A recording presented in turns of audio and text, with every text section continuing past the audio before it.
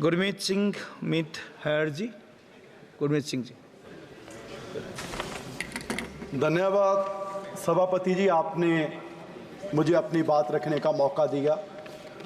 और सभापति जी, मैं शुरुआत, क्योंकि पूरे बजट में मेरे प्रदेश पंजाब का जिक्र तक नहीं किया गया, मैं विरोध दर्ज करवाते हुए बात अपनी शुरू करना चाहूँगा। सभापति जी, जब मैं स्कूल में पढ़ता था तो दीवारों पे एक नारा लिखा रहता था, हम दो हमारे दो। और पूरे देश के लोग जानते हैं कि पिछले 10 साल 2 साहब की सरकार चल रही थी।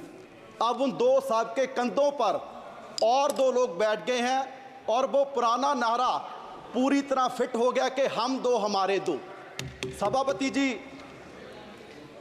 चलो ये तो पुराना नारा है, एक नया नारा इस सरकार का, सबका साथ सबका विकास।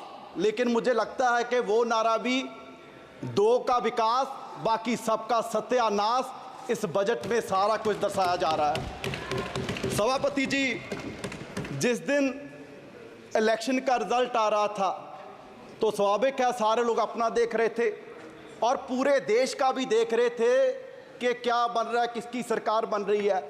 और जब बीजेपी की सुई 230 और 40 के बीच अटकी हुई थी तो हम सोच रहे थे कि 5-10 और कम हो जाएं और कम हो जाएं। लेकिन अब मैं कहता हूं भगवान का शुक्र है कि आपकी 240 आ गई।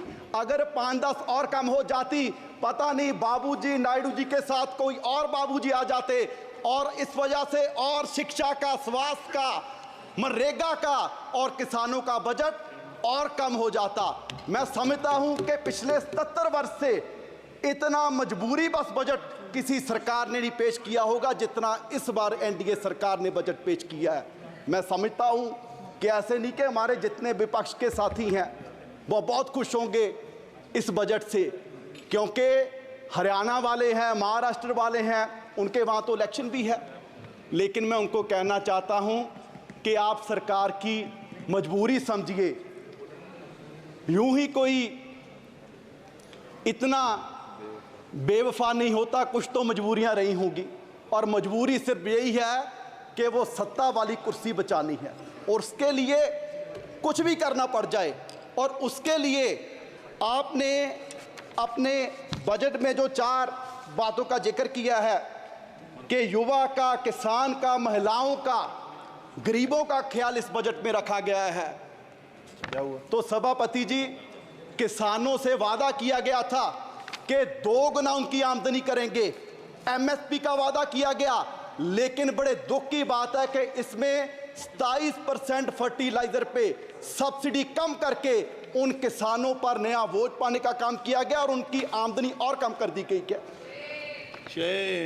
आपने कहा कि गरीबों की सरकार है और गरीबों को सबसे बड़ा बेनिफिट पूरे देश भर में अगर मिल रहा था तो मनरेगा से मिल रहा था और उसका भी बजट कम कर दिया। और उसमें जो महिलाओं की बात इसमें की गई है, सबसे ज़्यादा महिलाएं ग्रामीण क्षेत्र से, अगर कहीं से उनको इनकम है तो मनरेगा से है। सो बड़ी शर्म की बात है, आपने ना गरीबों को छोड़ा ना महिलाओं को छोड़ा। और उसके बाद युवा की बात की गई। सर, आपके ही इकोनॉमिक सर्वे में जिक्र किया गया कि भारत क्योंकि युवा देश है, यंगिस्तान है, तो यहाँ एआई पर हमारे रिसर्च नहीं हो रहा।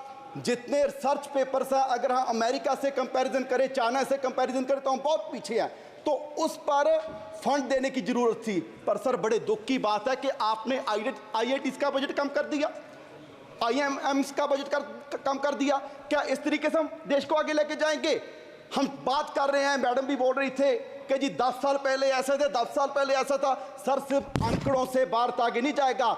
अगर पूरी दुनिया में भारत की पोजीशन देखनी है तो हैप्पीनेस इंडेक्स में हम 2016 में 118वें नंबर पर थे और अब 126वें नंबर पर चले गए। ग्लोबल हंगर में हम 111वें नंबर पर हैं 125 देशों में। और जिन हमारे जो पड़ोसी देश हैं, जिनको हम मुल्क भी नहीं समझते हो, वो भी हमारे देश से आगे निकल रहे हैं। और सबसे हैरानी की बात सभापति जी आपको होगी, एक रिपोर्ट के एनवायरमेंटल परफॉर्मेंस इंडेक्स 180 देशों का सर्वे किया गया और बड़े दुख की बात है कि हम 180वें नंबर पर हैं। एक देश भी हमसे पीछे नहीं और हम कह रहे हैं कि जी हम विश्व गुरु बनेंगे। सर सिर्फ बातों से विश्व गुरु नहीं बनेंगे।